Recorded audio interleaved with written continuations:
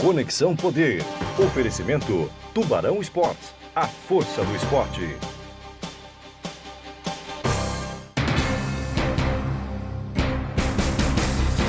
Olá, boa noite. O Conexão Poder de hoje recebe o governador de Mato Grosso, Pedro Taques. Assuntos polêmicos como a RGA, a greve dos servidores, a segurança pública e a reforma administrativa que deve ser apresentada nos próximos dias estão em pauta. Fique com a gente, o Conexão Poder está no ar.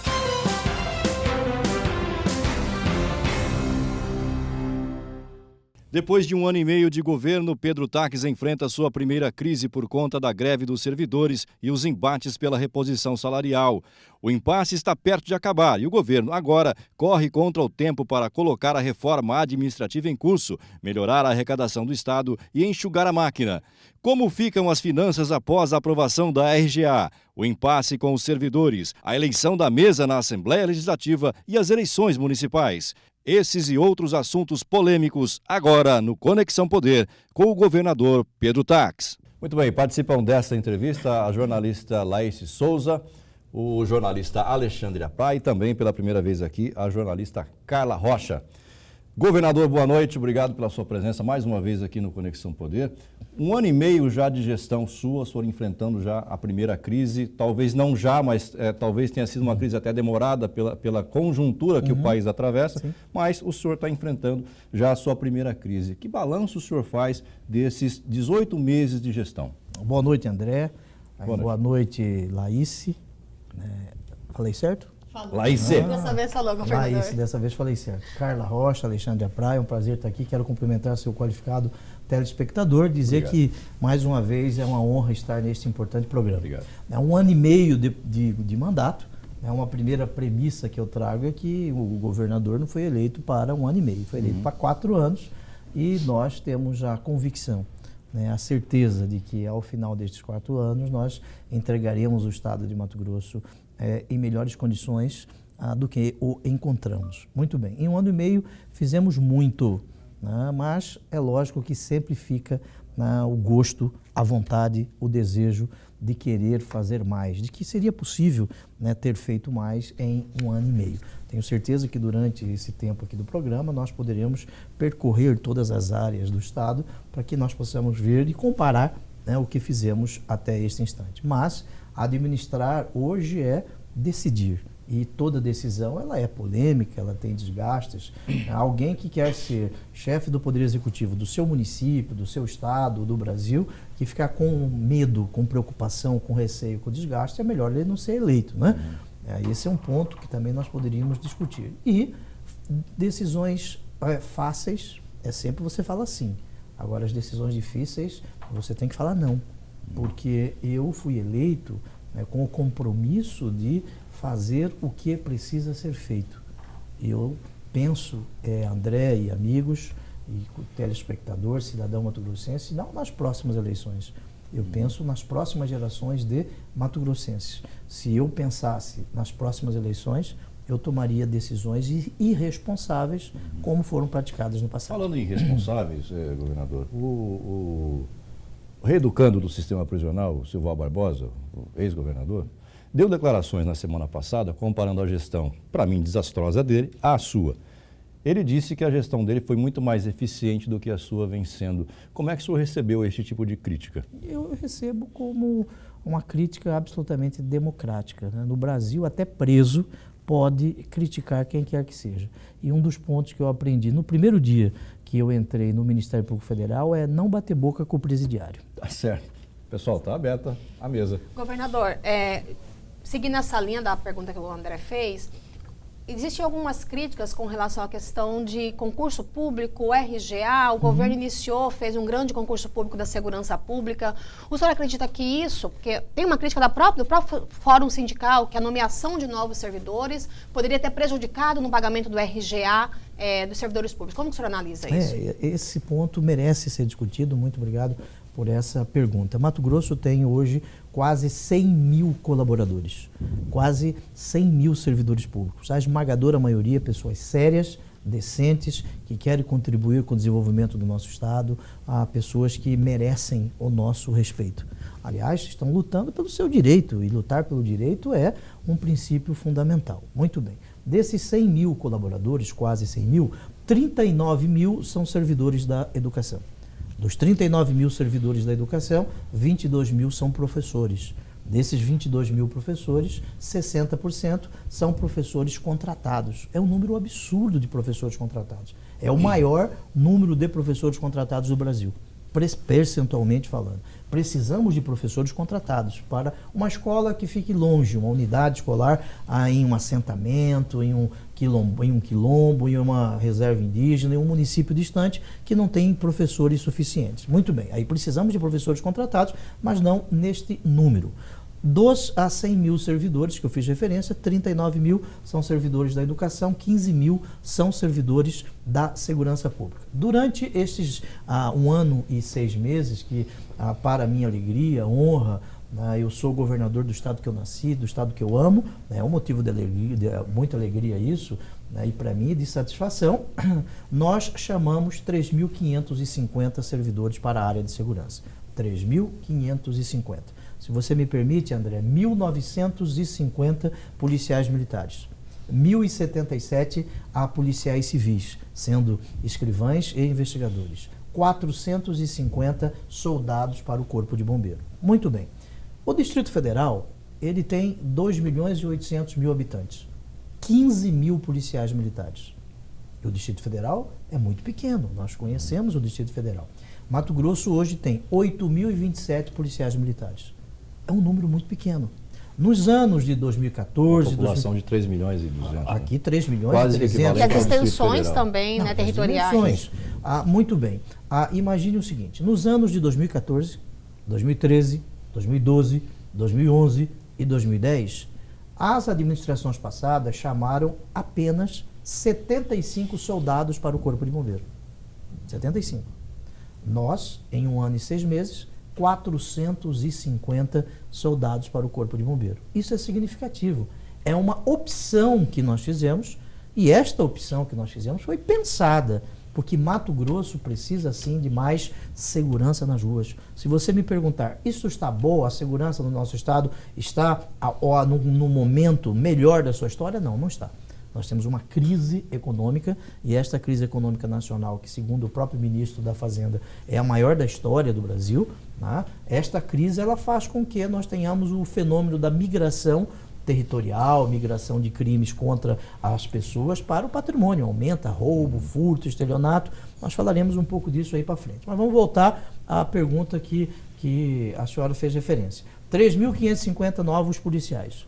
Esses 3.550 novos policiais, eles representam 183 milhões de reais no orçamento a mais.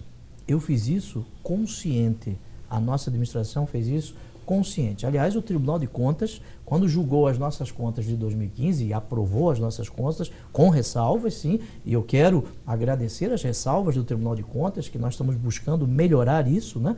Uma das ressalvas foi justamente que nós chamamos mais servidores para a segurança. Professor pode ser contratado. Daí o exemplo que eu dei inicialmente. Policial não. Agora, policial não pode ser contratado. Daí a lei de responsabilidade fiscal permite isso. Daí nós chamamos, e foi uma decisão absolutamente acertada, ao menos do nosso ponto de vista. Reconhecemos que existem quem faça essa crítica, e eu respeito estas críticas, que faz parte do processo democrático. Agora, uma pergunta eu quero fazer ao senhor de Acorizal, à dona Maria, que mora ali em Chapada dos Guimarães, ao seu Igor, né, que mora ali no Jardim Vitória. Imagine Mato Grosso sem 3.500 novos policiais. Como nós estaríamos hoje? Será que a senhora, que tem uma filha que estuda e sai 10 horas da noite da escola, estaria tranquila na sua casa? Penso que não. Foi uma opção. Muito bem.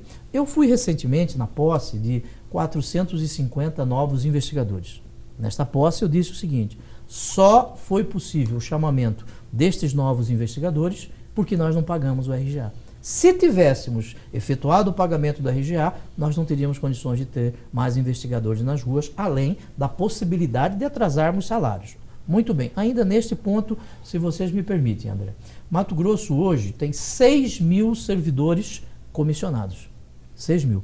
Destes 6 mil servidores comissionados, 4.500 são servidores de carreira que possuem uma função de confiança. Por exemplo, Dr. Rogers, delegado de polícia de carreira, é secretário de segurança, tem uma função. Bucic, que era secretário de planejamento, é de carreira, tem uma função.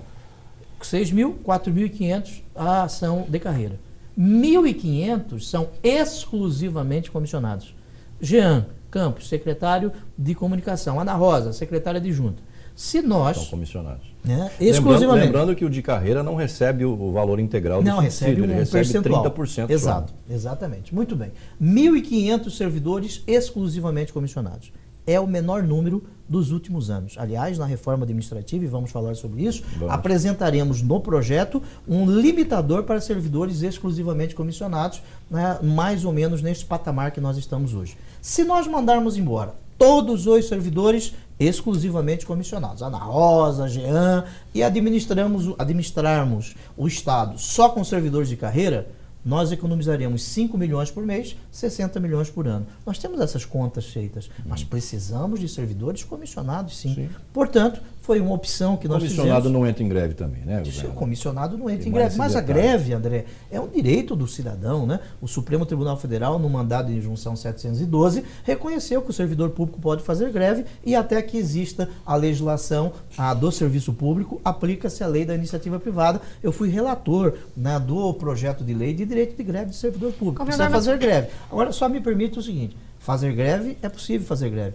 Agora, você não pode parar o serviço público. Esse é um ponto. E também não pode proibir, impedir que servidores possam entrar na repartição pública. Ele tem o direito de fazer greve, mas o servidor também tem o direito de não querer fazer greve. Governador, mas apesar de todos os cálculos, tudo certo, o senhor tinha tudo em mão, não foi possível fechar as contas para fazer o pagamento do RGA. Não foi. Então, o que aconteceu? O que o senhor acha que... O que aconteceu? Muito bem.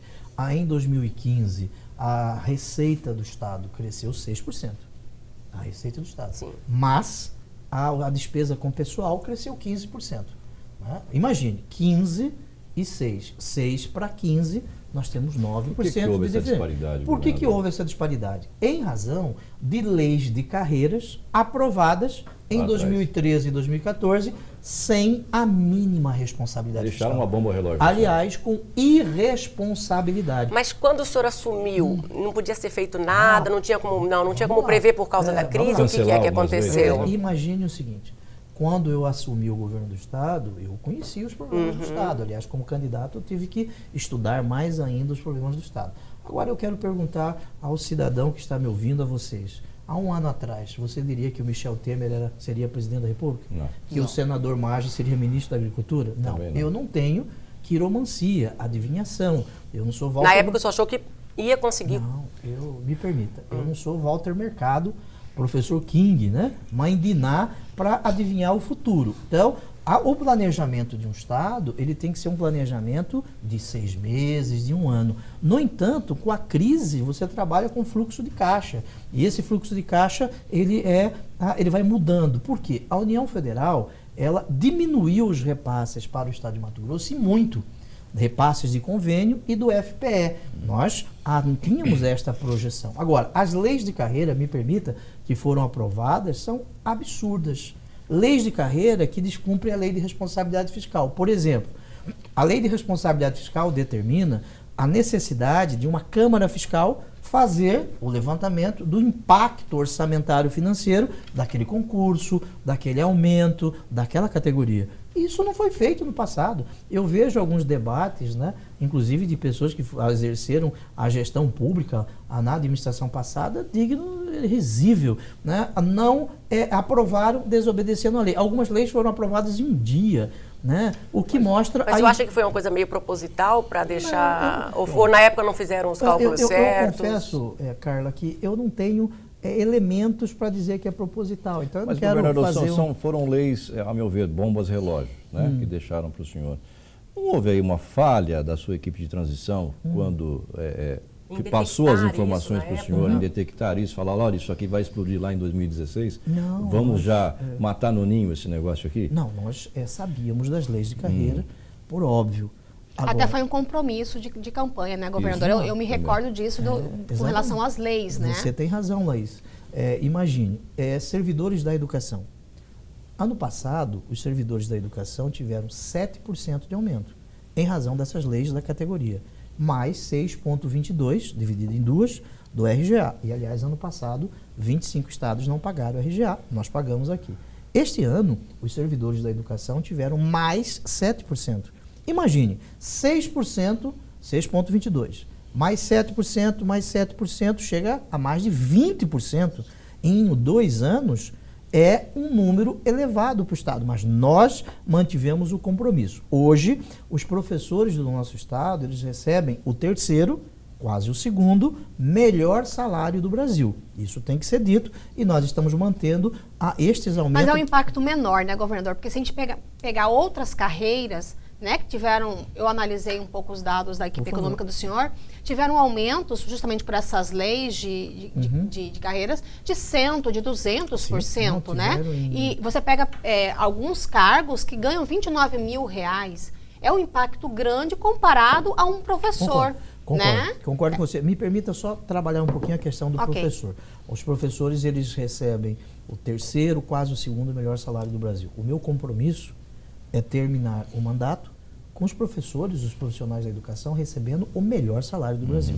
No entanto, eu também desejo que nós tenhamos a melhor educação do Brasil. Governador, a educação hoje no estado de Mato Grosso ainda é a 24ª pior do Brasil. O senhor também é professor. Sou professor. Sou. O senhor concorda que o salário de professor é muito baixo, mesmo sendo o terceiro melhor do Brasil? Concordo, sim. Concordo. Ao comparar com outras profissões de nível superior, tão importantes quanto a do professor, né? A gente está falando agora de educação, então o que o governo vai fazer para valorizar mais esse profissional, em detrimento de outras carreiras, que muitas vezes não tem o papel preponderante que tem o professor e ganha uma fortuna mais do que o professor? Eu vejo que todos os servidores mereçam um melhor salário. Isso é fato, né? Salário também é dignidade. Todo trabalhador tem que ganhar bem. Mas a dignidade não é só salário, né? E o Estado, ele não é um Estado que ele possa sobreviver só de servidores públicos. Eu sou servidor público, tenho orgulho de ser servidor público, né? Mas eu não sou governador que só possa pensar nos servidores públicos. Eu tenho que pensar e eu sempre tenho dito, e desde a campanha, que não há patrimônio maior ao Estado de Mato Grosso do que seus servidores. São pessoas sérias, que trabalham, pessoas decentes. Só que eu, como governador, eu não posso pensar só nisso. Por quê? Só nesta categoria. Por que isso? Imagine se nós atrasarmos o salário dos servidores. Nós temos 15 estados da federação que estão fazendo isso. Rio de Janeiro, estão recebendo os servidores lá, os servidores na ativa, dividido em 3 vezes. O mês de maio, o 13º de 2015, eles receberam semana passada. Vamos lá, mês de maio em 3 vezes. Recebe quem tem até R$2.000 agora, dia 5, depois um pouco mais dia 15. Você imagine, a folha de pagamento do Estado de Mato Grosso chega a R$630 milhões. 630, por mês. 630 milhões de reais. Muito bem. Imagine se o Estado atrasa salário. São 7 bilhões e alguma coisa por ano. Imagine se o Estado atrasa o salário. E o servidor, ele paga o servidor decente, honesto, trabalhador, que é a esmagadora maioria, ele paga o carnezinho da escola, da Riachuelo, da loja. Ele vai atrasar, isso prejudica o comércio. Se o senhor atrasa o salário, são 600 milhões a menos todo mês que entra na economia. Afeta diretamente Cuiabá. Afeta diretamente a economia do Estado. Então, a responsabilidade tem que ser nesse sentido. E nós estamos vivendo uma crise. Me permita aqui ainda, nos primeiros 4 meses de 2016, a União Federal diminuiu ainda mais os repasses para o Estado de Mato Grosso. Em determinadas áreas, em 90%. Vou repetir, em 90%. Ah, mas só para o Mato Grosso? Não, para todos os estados. Eu tenho esse cálculo, por estado. E a receita não cresceu o bastante como nós esperávamos, em razão da crise. Veículos, por exemplo. 23% a menos a venda. Isso impacta no IPVA. Impacta em tudo. No ICMS. Assim como outros setores, o funcionalismo também faz parte de uma cadeia produtiva, vamos dizer assim, né? Exatamente. Se ele deixa de receber, ele deixa de consumir, o comerciante deixa de vender, enfim, vai impactando. Eu tenho uma dúvida, governador. Por favor. Quando que o senhor descobriu que não ia conseguir pagar? O RGA? Não, nós fizemos com os sindicatos, com o Fórum Sindical, 102 reuniões. E desde o início o senhor argumentava tudo isso aí e nada. Eles não... 102 reuniões. o secretário de Gestão, Júlio Modesto, o secretário da Casa Civil, Paulo, 102 reuniões. Eu participei de 5 reuniões com o Fórum Sindical e nós sempre mostrando os números. Na última reunião na qual eu participei, eu disse o seguinte, olha, nós vamos abrir a planilha do Estado, a receita do Estado, não mensalmente, mas semanalmente, para que nós possamos discutir isso. Eu disse para alguns representantes do Fórum Sindical que editaria um decreto dizendo o Fórum Sindical pode participar da Câmara Fiscal, com direito a voz, mas sem direito a voto. Muito bem. E estas reuniões da Câmara Sindical, da Câmara Fiscal, podem ser feitas uma vez dentro do Estado, uma vez no Fórum Sindical, nos sindicatos, para que nós possamos democratizar este debate. Ok. A Câmara Fiscal é formada por servidores de carreira, só servidores de carreira, da Secretaria de Fazenda, Planejamento, Controladoria, Procuradoria.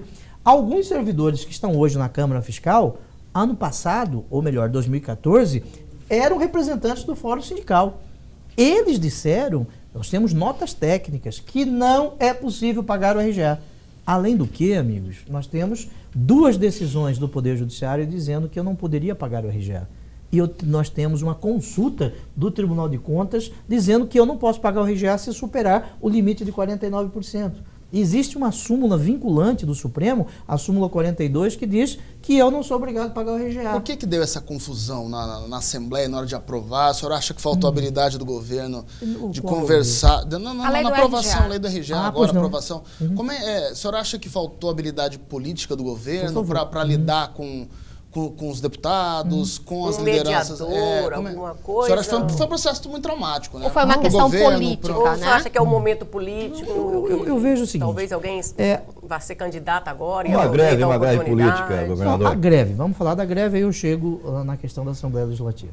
Muito bem, a greve se iniciou, nós continuamos os debates, o diálogo com os servidores, não o governador, mas a equipe de governo, gestão, Casa Civil, conversando com os servidores. Agora, nós temos que convir que eu não tenho nada a ver que a Dilma caiu, né? Aliás, eu fui o primeiro governador a defender o impeachment da Dilma. Agora, você pega também um contexto de greve político, né? que, de forma ideológica, algumas categorias, é legítimo isso, né? Eu não quero que tudo seja verde, mas também nem tudo pode ser vermelho, né? Então, a ideia é, não a greve, a ideologia, né? A questão MST, CUT, presidentes de sindicato que querem ser candidato a vereador e eles se licenciaram, né? Os principais líderes se licenciaram, quer dizer, a utilização da greve como instrumento político. Eu não vou discutir isso, se é certo ou errado aqui, que não me cabe julgar. É a opinião do senhor, né? Mas o senhor acredita que houve interesse político? Eu acredito que sim.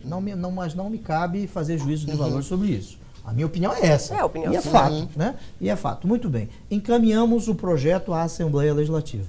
Eu quero aqui agradecer os deputados que votaram favoravelmente ao projeto. Veja, né, eu vejo isso como absolutamente natural. Eu passei 4 anos no Senado, e no Senado, 4 anos, nós participamos de embates igual ou iguais a esse que ocorreu aqui. Isso é da democracia, eu tenho que aceitar isso, né? Nós aprovamos todos os projetos que enviamos à Assembleia Legislativa.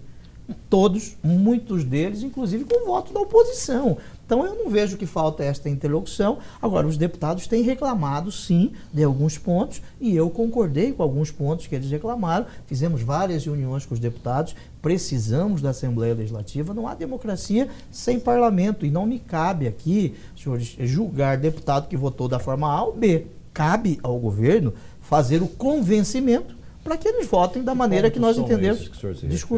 Que pontos são esses que o senhor está se referindo? Que os deputados, sim. Alguns secretários que vão para o interior e não avisam o deputado. Isso é uma revelação já antiga. Sim, mesmo. mas interferência política que eles estão... Mas nós estamos consertando isso, né? Estamos resolvendo isso. Eu vejo isso como natural. Falando em interferência política, o senhor é autor da PEC 21 de 2011, lá no Senado, que proíbe a nomeação de membros do Legislativo no primeiro escalão do governo. Eu queria tomar um café. Pode tomar um café. Traga um café. Só no intervalo. Não pode, tem governador. Então, que proíbe a nomeação do Legislativo no primeiro escalão do governo. Agora o senhor está no executivo e tem uma experiência diferente. Sim. O senhor, com base já nessa experiência, o senhor acrescentaria alguma emenda, mudaria alguma coisa? Imagina, tem um filósofo baiano chamado Raul Seixas, né? Que ele diz só o idiota não muda de posição, não é isso? Né? É uma metamorfose a vida, né? E eu gosto muito do Raul Seixas. Aliás, ele tem uma música, Pedro, onde você vai eu vou, né? Você deve conhecer, Carla. Muito bem, eu apresentei esse projeto. Traz um café para o governador. 2. 4, 5. Eu apresentei o projeto de emenda à Constituição, porque no Brasil nós temos um presidencialismo, que é quase imperial, monárquico, em que o presidente é muito forte, muito bem. Lá nos Estados Unidos existe um presidencialismo e lá, quando um senador ou deputado deseja ser ministro, lá que recebe o nome de secretário, ele é obrigado a renunciar. Sim. Veja Hillary Clinton, era senadora pelo estado de Nova York, depois foi a secretária de Estado dos Estados Unidos. Muito bem. Apresentei esse projeto, sim, mas o projeto não foi aprovado. Ele está tramitando ainda na CCJ. Uma questão de interesses, né? Uma questão de interesses. A Carla quer chegar no ponto. Vamos trazer aqui para o Estado, por exemplo. Talvez nomeie políticos para o seu Estado. Não. É que o senhor está sendo pressionado. O senhor até agora conseguiu impor essa questão do secretariado técnico. O senhor vai acabar indo contra a sua própria PEC, governador? Vamos lá, senhor. Eu estou sendo pressionado, né? Governador de Mato Grosso que é pressionado, até por aliados, e aceita pressão, ele não deve ser governador do Estado. Então o senhor não vai ceder. Não, o que ela está dizendo é o seguinte, existe a possibilidade, existe a possibilidade do senhor nomear um deputado como secretário. Me permita responder, senhores. Eu sou político, tenho orgulho de ser político, Nós não podemos viver num Estado sem político, né? Precisamos de político, precisamos de jornalista, precisamos de trabalhador rural. Não é possível você viver sem política. A melhor forma de se resolver os conflitos sociais é através da política. Eu não tenho nenhuma dificuldade em nomear deputados. Mas isso é pressão? Em absoluta. A pressão só serve para fazer... É uma necessidade de traquejo político? Traquejo? Existem alguns tipos de traquejo político que eu não quero ter. Por exemplo, roubar, né? Por exemplo, esse é um traquejo político. Mas nós não podemos generalizar que todo político é ladrão também, né? E não necessariamente que todo... Quando se fala de traquejo político, não necessariamente um deputado. Pode ser uma pessoa política. Sem ser, sem ter cargo. Não necessariamente tem que ter um mandato. Nem necessariamente. O que é político, né? Político o presidente da AGER foi uma indicação política. Ele é um político. Sim. Ele foi candidato a deputado e foi nomeado. O que é político, né? Política é você se preocupar com as coisas de terceiros antes de se preocupar com as suas próprias, né? Eu não vejo nenhum problema nisso. Então, respondendo objetivamente a pergunta do Alexandre, né, eu vejo assim, olha, é absolutamente possível isso. Eu já estou pensando nisso. O senhor acha até que seria até necessário, que poderia ajudar? Já tem nome, sim, já tem nome. Acho que poderia até ajudar. Você pode adiantar para a gente? Não vou adiantar, que eu não posso, né? Governador, não adianta pressionar, ele já falou. O senhor acha que é até necessário, então? Essa não coloque palavras na minha boca. Eu não acho que seja necessário, né? Eu acho que mas se for preciso, o senhor nomeia. Se for preciso, tudo bem. Governador, a gente vê que mas o senhor não respondeu a questão. O senhor iria contra a sua própria PEC nomeando? Absoluto, gente. A PEC não foi aprovada. Sim, mas eu estou falando, então o senhor mudaria já alguma coisa? Não contra a PEC, contra a sua convicção, na verdade. Ele pode, então, basta lhe ser... Não, eu não quero mais ser deputado. Agora você... Amiga Carla, você pode ser limitada pelos seus sonhos? Jamais. Então tá bom. Né? Governador, eu vou sair um pouco. O senhor fala assim, ela lembra de Veneza. E o meu café, hein? O seu café, cadê o café me fala em crise sem café. Ô, Igor Tax, cadê o café do governador, Igor Tax? O senhor vai cair, viu, Igor Tax? Eu sempre fui muito bem tratado aqui. Será que não vão me dar um café? Vai dar um café, tá vindo o café.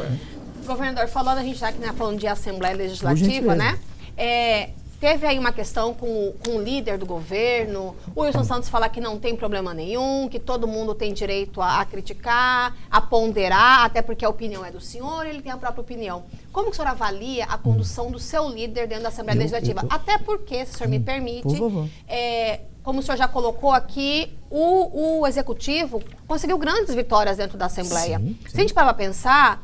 fazendo uma avaliação bem breve dessa greve, que está praticamente no seu final, né, com poucas categorias ainda paralisadas, foram só 30 dias de movimento. E 30 dias de movimento por uma crise política instaurada e econômica no país é pouco, né? Se parar para pensar, o senhor sai um pouco vitorioso dessa, se é que dá para dizer em vitória, de toda essa negociação. A sua base é uma base sólida, né? Você tem bons deputados ali que te defendem e tem uma oposição também contundente em alguns pontos. Como o senhor avalia o governo na Assembleia Legislativa com seus projetos? Ok. E uma coisa que nós precisamos aprender para estar na política.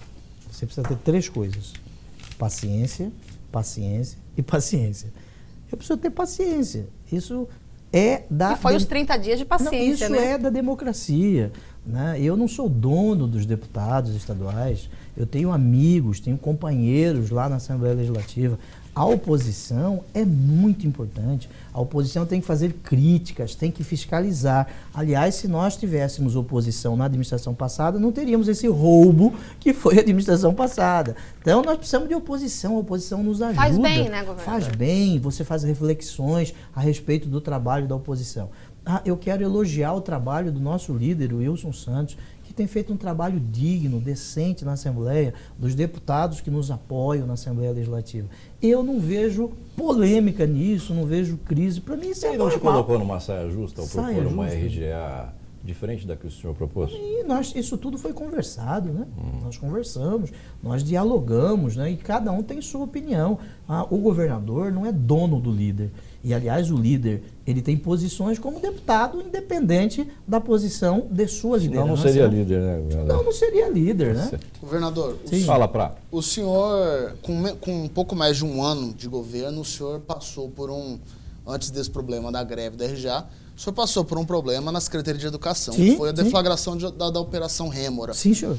Como que o senhor avalia isso? O senhor, né, sempre se manteve no discurso de combate à corrupção e viu uma pasta do seu governo envolvida num grave caso de corrupção. Sim. Como que o senhor avalia? O senhor errou na escolha das pessoas que lá estavam? O senhor abriu ali, tinha indicação política? O que tinha ali na Secretaria de Educação que foi tão... Muito obrigado por essa pergunta. Né? Nós temos 100 mil colaboradores. Eu pergunto a seu Adelino, nosso amigo ali de Acorizal. Seu Adelino, o senhor tem 3 filhos. O senhor sabe o que os seus 3 filhos fazem 24 horas por dia? Não sabe, né? Imagina eu que tenho 100 mil colaboradores, né? O primeiro fato é esse. Segundo fato, isso é um misto de tristeza e alegria, eu já disse isso. Tristeza porque, infelizmente, os mecanismos de controle que nós criamos não conseguiram ainda evitar esse tipo de prática. E alegria porque as instituições funcionaram. Não funcionavam no passado, né? O controle interno não funcionava. Muito bem, eu não prejulgo as pessoas. Eu não sei se o Permínio cometeu o crime. Eu não sou irresponsável de dizer isso. Né? Tem elementos ou não. Eu não sou procurador, promotor, não sou juiz nem delegado de polícia. Né? Eu confio nas pessoas. Nós temos que entender que o devido processo legal precisa tramitar. O processo é um instrumento de dignidade. Ele serve para condenar, mas também serve para absolver. Me permita o seguinte, o fato da pessoa estar sendo investigada não quer dizer que ela vai ser processada, condenada. Isso é da democracia. O senhor acredita na inocência do Permínio? Agora, eu não conheço o processo, né? O governador não tem tempo... Mas conhecendo o Permínio como o senhor conhece, o senhor eu não tenho que... nada que desabone a conduta do Permínio. Eu não sei se no processo lá tem, eu não vi o processo. Agora, eu vi recentemente o secretário atual de Educação, o Marrafon, ele me fez referência a um relatório que será divulgado na semana que vem a respeito dos valores, em tese, que foram desviados. R$1 desviado é muito grave. Agora, não foram 56 milhões de reais. Beira R$1 milhão. Mas essas pessoas que foram presas ou estão sendo investigadas, elas... São 2 servidores presos? Eram 2 presos e um... Mas eram pessoas assim... Tem 2 presos ainda, né? Isso. De cargos de confiança, né? Sim. Não deve ter sido fácil. Então, a pessoa admitir que, poxa vida, teoricamente, um cargo de confiança, eu deveria ter recebido uma indicação melhor, pelo menos, né? Se você se sente meio traído... Não, eu nunca... Essa traição não tem... não me sinto traído nem um pouco, né? Imagine, 1.500 servidores, né? Indicação dos deputados. Isso não, eu falo assim, porque às vezes a pessoa recomenda o melhor, mas não aqueles servidores envolvidos eram indicação dos deputados? Imagina o seguinte, amigos, quando o Tiradentes foi condenado, né? Ele foi condenado, aí seus filhos foram condenados, seus amigos foram condenados. É o princípio da transcendência ou da herança criminal. No Brasil não existe isso. Cada um é responsável pelos seus atos. O fato do deputado indicar não quer dizer que o deputado saiba o que ele estava fazendo. Mas houve indicação. Sim, houve indicação, sim. Mas quem que eram esses deputados que indicavam? Esses servidores que foram presos? Objetivamente, eu não sei. O Permínio fui eu que indiquei. Não, mas os servidores envolvidos que foram presos? Não faço ideia, né? Isso é a Casa Civil que controla isso. O Permínio eu indiquei. Fato, eu indiquei. E eu não tenho nada que desabone a conduta do Permínio, é bom que se diga isso. Se ele vai ser investigado, não vai ser investigado, não me cabe como governador prejulgar as pessoas. Governador, foi uma secretaria que é uma das principais, né, desde o seu plano de governo, mas educação é a prioridade do governador, ele fala isso desde sempre, desde sempre. E assim, o que fazer agora? Né, isso aí já é passado, tá no judiciário para investigar, o Ministério Público, sim, cabe aos outros órgãos investigar. O que fazer para que a educação de Mato Grosso melhore, para que o atual secretário, o Marrafon, consiga colocar a educação no patamar que o senhor tanto almeja? Imagine, a educação de Mato Grosso ela não vai começar com o Marrafon, né? Ela tem trabalhos feitos desde o dia 1º de janeiro. Um fato é esse. Agora, o segundo fato é a educação do Estado de Mato Grosso não chegou a esse nível em 1 ano e 6 meses. Então, você não vai resolver isso em 1 ano e 6 meses. É bom que se diga. Veja... Mas a grande mudança, né, governador? Aquela... Vou falar. Não, o Marrafon chegou a falar em fazer um novo concurso. Eu vou falar aqui. Veja o seguinte. Nós temos no Estado 756 escolas. 400 mil alunos. Aliás, tinham alunos fantasmas, né? Nós descobrimos isso, enviamos ao Ministério Público Federal, que já está investigando a existência de alunos fantasma para ganhar o Fundeb, né? O Fundo, né, de Desenvolvimento da Educação. Muito bem. Qual é a mudança aqui? Não se faz educação sem professor. O professor é o centro disso.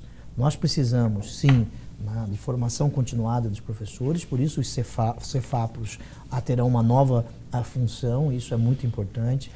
Hoje mesmo, né? Hoje não, na semana passada, melhor dizendo, nós, em conversa, já estamos quase fechados com a Embaixada britânica no Brasil para a requalificação de professores de língua inglesa, dos 600, 700 professores da língua inglesa que temos no estado de Mato Grosso. Precisamos reformar as escolas, e daí a discussão sobre PPP. E fizemos isso ano passado, um debate sobre os sistemas de ciclos, né? Que em Mato Grosso nós adotamos desde o governo Dante de Oliveira o sistema de ciclos, e o sistema de ciclos tem permitido que alunos cheguem ao ensino médio sem conhecer das operações básicas. O senhor não concorda com esse sistema? Eu concordo que o sistema de ciclos precisa ser mudado. Como já foi mudado. Sim. E o deputado Wilson Santos tem uma contribuição muito grande nisso. A Assembleia fez audiências públicas a respeito disso, o ciclo de formação humana, mas você, no último ano de cada ciclo, você fazendo uma revisão para que nós não tenhamos a chamada aprovação automática. E também discutir o que se denomina de enturmação, né? Por idade. Então, isso está sendo feito. Nós temos certeza que a educação do Estado de Mato Grosso, né, é centrada no professor motivado, né, professor que tem uma ambiência escolar adequada a isso. As nossas escolas precisam de reformas, né, 756 escolas, temos escolas ainda em péssimas condições, e isso prejudica. E também, se você buscar como se ministra a aula hoje e há 2000 anos atrás, é a mesma coisa. Enquanto isso tudo não acontece, governador, os professores estão em greve, os profissionais ainda estão em greve, como é que vai o governador e o Estado vão agir para acabar com esse imbróglio, que acho que é a única categoria que está em greve ainda, né? Veja que em 2013 nós tivemos uma greve de 72 dias dos professores. 72 dias. A greve está aí com 32 dias. É muito ruim a greve. A LDB, que é a Lei de Diretrizes e Bases da Educação, determina que as horas terão que ser... É difícil um ano que não haja greve na educação, né? Qual é a pauta, né, dos profissionais de educação? Primeiro, é concurso público. Nós podemos fazer concurso público? A Lei de Responsabilidade Fiscal não permite, mas nós estamos fazendo um cronograma de concurso, sim, para 2017, 2018. Precisamos, sim, do concurso, porque temos um número elevado de professores contratados. Esse é o primeiro ponto. Segundo ponto, o RGA, que nós já colocamos a nossa proposta, e a categoria dos profissionais da educação, 7% ano passado, 7% este ano.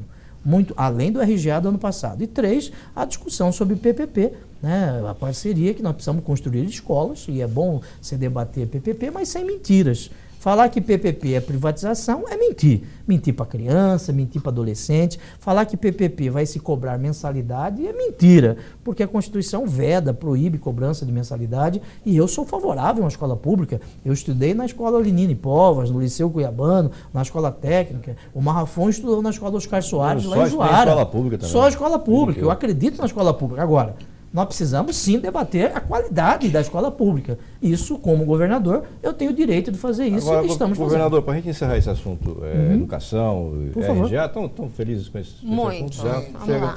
E nós vamos chamar o intervalo, até para o senhor poder tomar aquele café. Que chegou. O Igor mandou colher o café e torrar especialmente para o senhor, viu? Desde que venha café, tá bom. E aí eu quero tocar num ponto, ainda a RGA, para encerrar esse assunto. Por favor. O senhor foi aprovado na Assembleia o RGA de 7,36% parcelado em 3 vezes. É isso? Procede? E o senhor vai terminar de pagar isso ano que vem? Abril. Certo. Abril do ano que vem.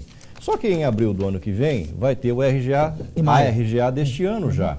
O senhor não teme que isso acabe virando uma bola de neve? Perdão. E no ano que vem haja outro imbróglio como esse que houve agora? Para responder agora ou depois do café? Responder agora. Para responder, vamos lá. Isso, existe a previsão. Está doido para tomar o café. Existe a previsão do RGA na LDO, né? Existe essa previsão. Agora, ano que vem, senhores, nós estamos vivendo, infelizmente, o Estado tem que ter um planejamento a mais longo prazo e hoje isso não é possível. Nós estamos vivendo diariamente o fluxo de caixa. Quanto que se arrecada, quanto que paga, a prioridade número 1 é o pagamento dos servidores, né, para que o Estado não pare. Depois a saúde, depois a segurança, depois a educação e aí continua nessa ordem, né?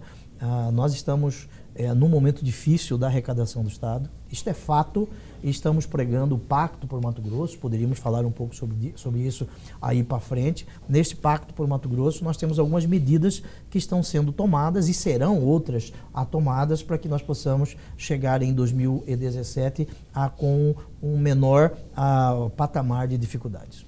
Tá bom.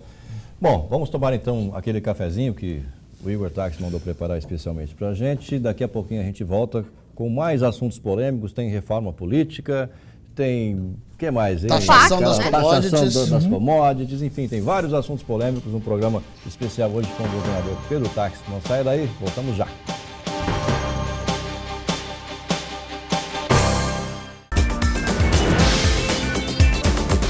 Bom, nós vamos falar, Laís. Calma que já voltou o programa. Voltamos com o governador Pedro Tax no Conexão Poder deste domingo. Eu passo já a bola para Carla Rocha, pela primeira vez aqui abrilhantando a nossa bancada. Carla. Governador, eu vou fazer uma pergunta que... O senhor sempre foi muito rígido no combate à corrupção. Né? Espero continuar, viu? Nós também esperamos. E recentemente nós vimos que o governo do estado renovou né, um contrato com a empresa Consigno, que é investigada, né? O que aconteceu? Que o senhor teve que renovar, não deu tempo para fazer uma outra licitação? Qual que é a dificuldade? Para quem não sabe, a Consigno é aquela empresa envolvida na Operação Rêmora, Propina... Cujo empresário... Operação Sodoma, perdão. O empresário foi preso com R$1 milhão. O empresário Mishur, né, que fazia empréstimos consignados para servidores pagava no banheiro, né? Isso. Crédito consignado em folha do empresário William Paulo Mishur. Posso responder? Pode. Faço questão. Deve. No mês de abril ou maio do ano passado, o Estado de Mato Grosso, do ano passado, 2015, recebeu uma recomendação do Tribunal de Contas para que nós fizéssemos um novo processo licitatório. A Secretaria de Gestão, o secretário Júlio Modesto, indagou a Casa Civil se era necessário fazer e acatar aquela recomendação para a realização de um processo licitatório para o consignado do servidor público. A Casa Civil, a minha determinação, respondeu que sim, precisamos fazer o processo licitatório e acatar a recomendação do Tribunal de Contas. A licitação iniciou, mas a licitação não significa que você tenha que romper o contrato, porque senão os servidores ficam sem a forma de desconto do consignado, eles têm que procurar outra instituição financeira. Veja, por esse sistema, me parece que os juros que são pagos é 2 ponto alguma coisa e em outras instituições financeiras 7.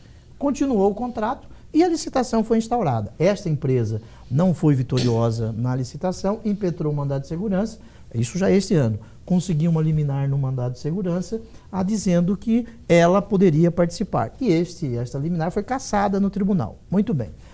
Pelo Estado, o Estado recorreu. Durante esse tempo, nós chegamos a 2016, né? Estamos em 2016. Nós determinamos ao Júlio Modesto, o secretário de gestão e sua equipe, que fosse a Brasília, fosse a São Paulo, encontrar um método novo para que os servidores não tivessem prejuízo no tal do consignado. Muito bem. E existe um sistema que não cobra nada, né? E isso está sendo instalado, né? Ou está sendo estudado com prazo de 60 ou 90 dias, deve funcionar isso. Eu não tenho detalhes disso, segundo a Secretaria de Gestão. Muito bem. Durante esse prazo, a pergunta que se faz é: o servidor pode ficar sem o consignado? Não pode. Não pode ficar. Por que não pode? Porque senão ele vai buscar os juros mais elevados. O fato de uma pessoa jurídica, de um cidadão estar sendo investigado, impede que ele faça negócios com o Estado? Não tem lei nesse Brasil. Mas não deixa de ser uma coisa. O senhor deve ser lamentável para o senhor ter que fazer isso. Imagine, me permita, Carla. Você pode ter juízo moral a respeito de várias coisas, mas eu, como servidor público, né, eu tenho que cumprir a lei. O servidor público não tem espaço, ele tem que cumprir a lei. O fato de alguém estar sendo investigado não quer dizer que ele seja inidôneo para negociar com a administração pública. Quantas pessoas estão sendo processadas no Brasil? Vamos ver, a Odebrecht, ela está sendo investigada na Lava Jato. Ela é proibida de negociar com a União? Não, tanto é que ela faz aqui a BR. Agora, o que nós não podemos acreditar, e eu já passei desta fase, é acreditar de fofoca, mexerico, né? Algumas pessoas disseram, me permita, que R$1 milhão encontrado na casa desse cidadão, que eu não sei se é culpado ou não conheço o processo, né, seria para pagar a nossa administração. Eu cheguei a ouvir isso. Eu não tenho nenhuma informação da veracidade disso. Será que eu posso julgar as pessoas pela fofoca que é feita em site, ou fofoca em grupos de WhatsApp, ou em botecos, ou de revolucionários de Facebook? Será que eu, como governador, posso agir desta forma? Eu não faço isso. A Secretaria de Gestão cumpriu o seu papel, está cumprindo o que determina a legislação. Mas essa informação desse 1 milhão não teria partido do próprio empresário, rapaz? Dizem que na delação ele disse isso. Ninguém efetivamente teve acesso à delação do William até agora. Na verdade, ele não fez uma delação. Ele prestou esclarecimento. Não, ele fez delação premiada. Ele fez delação premiada. Ele disse que era para nossa administração? Não, é isso que eu estou dizendo. Existe o comentário, e eu nunca noticiei isso. Acontece que existe o comentário que ele disse isso na delação dele. Mas ninguém efetivamente teve acesso à delação. Para confirmar isso. Eu já chegou. Vamos lá, imagina se eu, como governador, tenho que defender dos fatos que eu sou acusado e também dos fatos que sujeitos ocultos, que não sei quais são, eles revelam. Aí ficaria... Não, na verdade, eu só queria saber se para o senhor era lamentável, tipo, puxa vida, eu tive que fazer, mas sinceramente eu preferi uma empresa mais... Aliás, quem faz não é o governador, né? É a Secretaria de Gestão. O governador não é o ordenador de um fato como esse. E nesse período, uma outra licitação não seria possível? Não. A licitação estava em andamento desde o mês de abril, né? Como eu fiz referência. E o contrato tinha sido adjudicado para a vencedora. Mas aí houve a liminar no Poder Judiciário. Existe uma certa dificuldade em fazer licitações? Nem um pouco. A gente tem ouvido falar que o governo está tendo problemas em licitar. Que as licitações não estão saindo, que estão tendo problema. Por exemplo, aí já não é mais o consignado, é no geral. Vou citar outro exemplo aqui. Aquele contrato de manutenção das estradas de terra que vem sendo prorrogado desde a gestão do Dante, que é o contrato com a Trimec, no valor de 40 milhões anuais. Esse ano saiu a licitação, no início do ano, e parece que houve um problema na licitação. Uma empresa entrou com um requerimento administrativo, suspendeu e prorrogou-se de novo o contrato com a Trimec por mais um ano. A ambulância também, né? A dificuldade então é isso que eu estou perguntando. Ele está tendo dificuldade de se licitar aqui. A gente está vendo as mesmas empreiteiras que apresentaram problemas com a justiça na gestão passada, empreiteiras envolvidas em vários inquéritos, investigações, com o contrato continuando, com o contrato em governo. Imagine o seguinte, me permita, nós já saímos do consigno, quer mais alguma coisa do consigno? Não, era essa a questão, para saber assim, se foi uma questão de problema de licitação, por isso que se renovou esse contrato, era essa a questão. Não houve problema de licitação, né? A licitação foi aberta. Até que se prove o contrário, ele é inocente. Não, vamos lá, não houve problema na licitação. A licitação foi aberta e houve uma liminar dando a ele o direito de participar. E essa liminar foi cassada pelo próprio Estado. O Estado recorreu. E nós estamos resolvendo isso com outro método eletrônico, não sei, tecnológico. Mas outro sistema, é né? outro sistema, isso. Mas até que isso ocorra, é preciso que permaneça, o contrato está em vigor. E o fato de alguém estar sendo investigado não é o bastante, né, para você inviabilizar a sua participação. Você pode ter aí dúvidas morais, né? Mas uma administração, apesar do princípio da moralidade, está no artigo 37, mas não é a moral do homem, da mulher, né? É a moral de probidade. Eu não posso desgostar da pessoa porque eu não vou com a cara dela, né? O administrador não pode fazer isso. Mais no geral, né? Imagina mais no geral. Há problemas com licitação. É possível até, e eu quero dizer isso com total tranquilidade, que as nossas licitações tenham demorado. Por que isso? Eu estou dizendo isso. Em razão da necessidade de que nós possamos ter uma forma de fiscalização maior. Eu posso até reconhecer isso. Por quê? Nós fizemos cursos na escola de governo sobre termo de referência.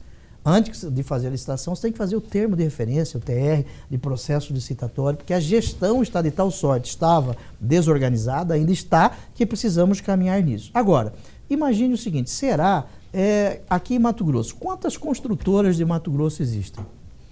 Não faço ideia. 50, 40, 30? Eu não sei quantas delas negociam com a administração pública, né? Imagina, o governo do estado ele faz comunicação dos mesmos sites que fazia na administração passada e que também a administração anterior fazia. Nós estamos comprando dos mesmos fornecedores. Agora, o fato dele estar sendo investigado, isso não impede. Agora, se tiver fraude no contrato, aí é outra coisa, aí é crime, né? Efetivamente, da questão da Trimec, do Vanderlei da Trimec, né? O Vanderlei da fofoca tem de todo lado, né? Vanderlei da Trimec, muito bem. O contrato para manutenção das rodovias estaduais não pavimentadas, né? As estradas de terra, como você fez referência, com maquinários, isso, a Controladoria Geral, o doutor Ciro, tem levantamento sobre isso, já enviou para o Ministério Público, isso está em andamento, né? Governador, só que daqui nessa questão das licitações, a máquina pública, ela não anda na mesma velocidade que quem está com a caneta na mão gostaria que ela andasse? Concordo sim com isso que você está dizendo. Imagine, um processo licitatório demora 90 dias. Imagine além do recurso, né? Imagine, demora ano, né? Imagina a duplicação do Atacadão até o Rodonel. Indo para Guia. De todo dia. Indo para Guia. Essa obra não faz há mais de 10 anos. Nós zeramos o processo licitatório. Estamos com o dinheiro na conta, que é da CID, né? A contribuição.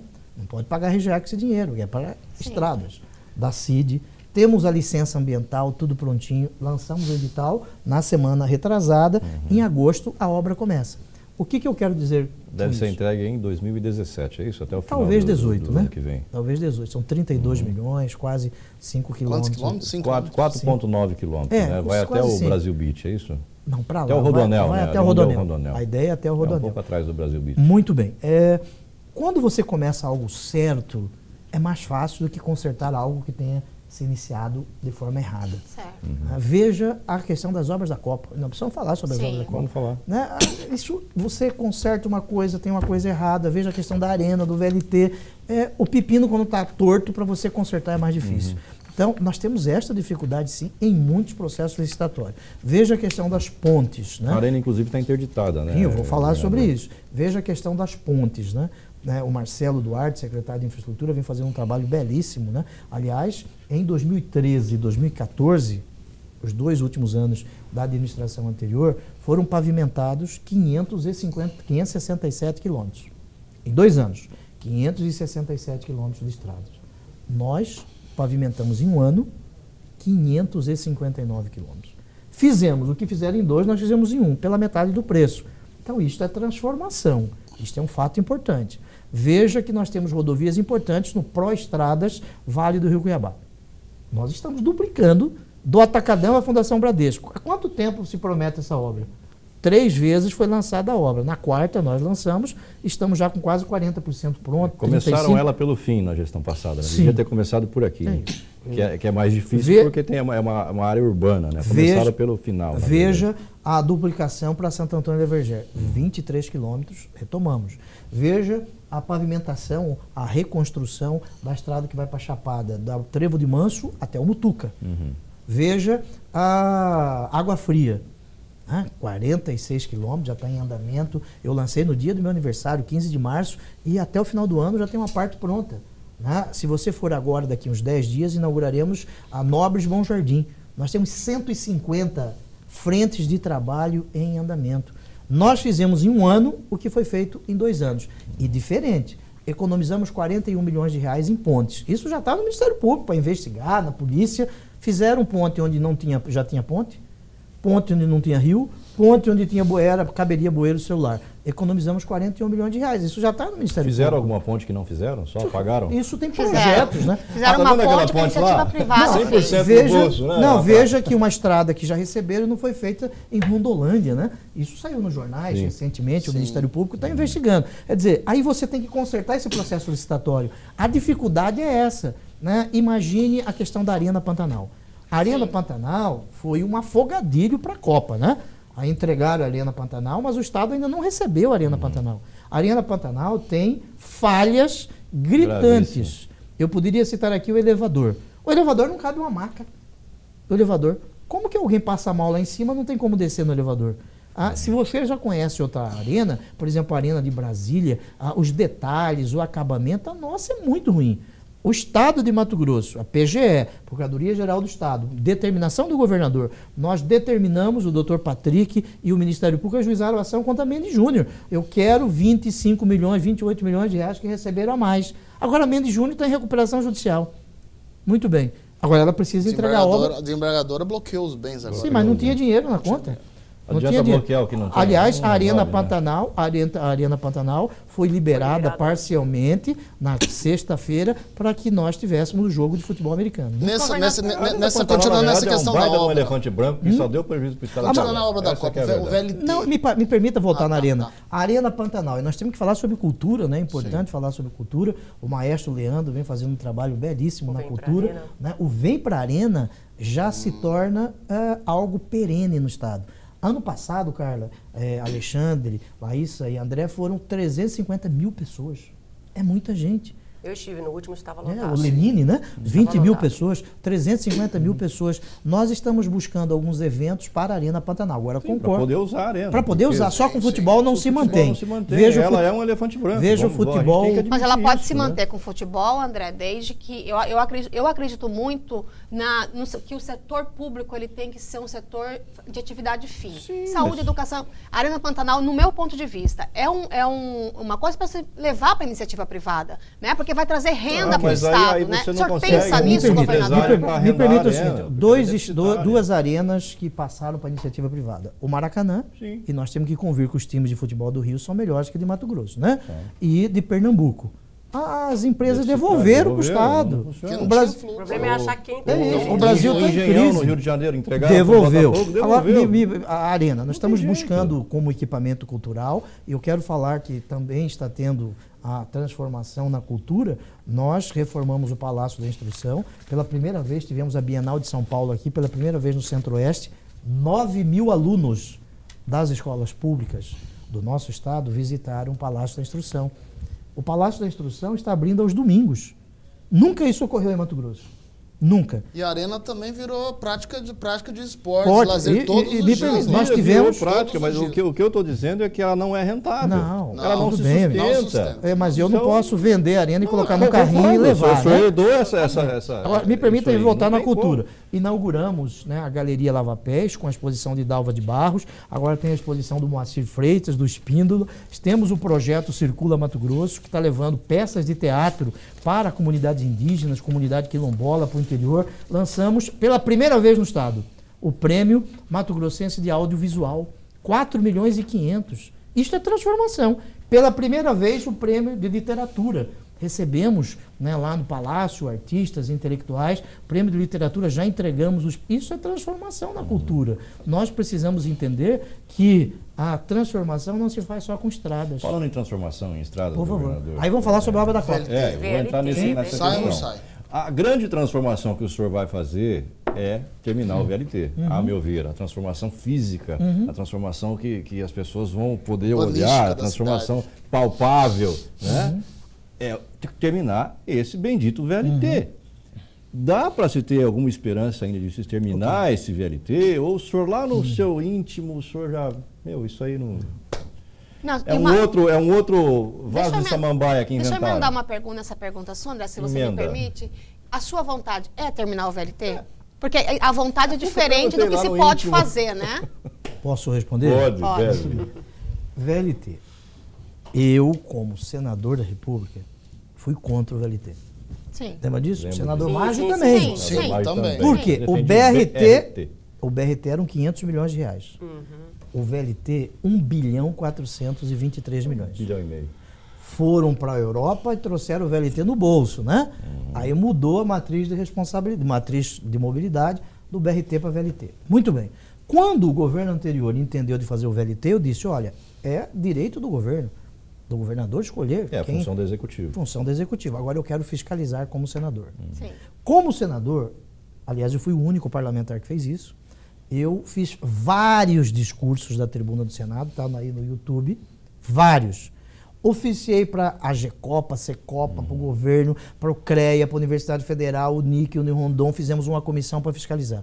Eu queria que fossem, eu tenho todos esses ofícios, queria que fossem respondidas 3 perguntas. Primeira pergunta, quanto custará o que foi gasto? Segunda pergunta, qual o modelo de operação? Terceira pergunta, quem vai operar? Qual é o valor da tarifa? O O que eu apanhei em razão disso, eu apanhei mais do que vaca em horta. Disseram que eu fazia parte da máfia do combustível. Né? O senhor era contra Cuiabá? Contra Cuiabá. E aí... né? Eu ouvi isso também algumas vezes. A imprensa batia em mim. Imagine se eu fosse um cidadão que fosse Maria vai com as outras. Eu mantenho minha convicção. Muito bem. Aí passamos todos a Copa do Mundo, aqueles que beberam curaram da bebida. Acabou e chegamos à realidade, né? A festa acabou. E agora, José? Chama o garçom e paga a conta. Muito bem. E agora? José. Legal. E agora? O que nós vamos fazer com o VLT? Assumiu o governo e na campanha eu disse o seguinte, terminaremos o VLT, mas nós não jogaremos R$1 para baixo do trilho. Eu tenho programas eleitorais sobre isso. Respondendo objetivamente a sua pergunta, precisamos terminar o VLT. Agora, como? A que custo? Fui eleito governador, para minha honra, assumi e começamos a discutir com o consórcio. Né? Aliás, o consórcio já tinha parado a obra em 2014. Nós não paramos a obra do VLT. Continuamos, ajuizamos a ação pela primeira vez. O Estado, o MPF, o MPE, e conseguimos a contratação da KPMG. Para que a contratação da KPMG? Aí foram contra a contratação da KPMG, né, representaram do Ministério Público, o Ministério Público arquivou. É da democracia isso, né? É da democracia. Muito bem. A KPMG respondeu 3 perguntas. Quanto se gastou? Qual é o modelo de operação? Qual é o modelo tarifário? O que o senhor perguntou lá no Senado? O que eu perguntava lá no Senado, que está gravado. Agora, muitos que lá para trás colocavam cartazes, pai do VLT, mãe do VLT, madrasta, hoje ficam quietos, né? Mas de certa forma, a KPMG demonstrou que o VLT é viável desde que subsidiar. Não, né? Eu vou chegar aí, eu estou no... Aí o que todo mundo quer saber, o senhor tem previsões para terminar essa bendita obra? Eu vou chegar aí, me permita. É só deixar que ele consegue chegar. Vou chegar. Não me chame de Faustão. Imagina o seguinte, quanto foi gasto até agora no VLT? 1 bilhão... 1 bilhão e 66 milhões. Muito bem, 1 bilhão e 66 milhões de reais. O que dá para fazer com 1 bilhão e 66 milhões de reais? Para você trazer o trem de Rondonópolis a Cuiabá, 1 bilhão e 100 milhões de reais. Muito bem. Para duplicar também. Para duplicar 1 bilhão e 400. Vamos lá. 1 bilhão e 66 milhões. Desse 1 bilhão e 66 milhões, 700 milhões com o chamado material rodante. O vagão, os vagões, as composições, trilhas, máquinas, sistemas, 700 milhões. A KPMG disse o seguinte, olha, povo de Cuiabá e Várzea Grande, vocês precisarão de 40 vagões daqui a 30 anos. E nós temos 40 vagões. 40 vagões. Nós podemos vender 10 vagões. Cada vagão, 15 milhões, 150 milhões de vagões. A irresponsabilidade é de quem não começou, retomou a obra, ou de quem fez? Vamos abrir o jogo aqui, amigo. De quem fez. Como a senhora que está me ouvindo, a senhora vai construir uma casa. Aí antes de começar a construir a casa, a senhora vai na loja de eletrodoméstico, compra TV, compra o forno de micro-ondas, compra o ar-condicionado, mas não sabe se vai ser de caixa ou daquele outro. A senhora compra tudo, compra um carro, mas não sabe o tamanho da garagem. Ok. Aí a senhora não faz a casa, vai ficar com esse troço parado. E aí isso vai... basicamente o que fizeram. Isso que fizeram. Isso muito vai bem. depreciando. Aí eu vou continuar. Podemos vender 15 vagões, 10 vagões, 150 milhões. Mas vagão você não vende como você compra coisa em supermercado. 150, o que dá para construir com 150 milhões? Um hospital de 300 leitos, todo mobiliado, como nós estamos construindo aqui em Cuiabá. Podemos falar sobre saúde também. O consórcio pediu 1 bilhão e 100 para terminar a obra. A KPMG fala 600 milhões. Nós temos 400 milhões.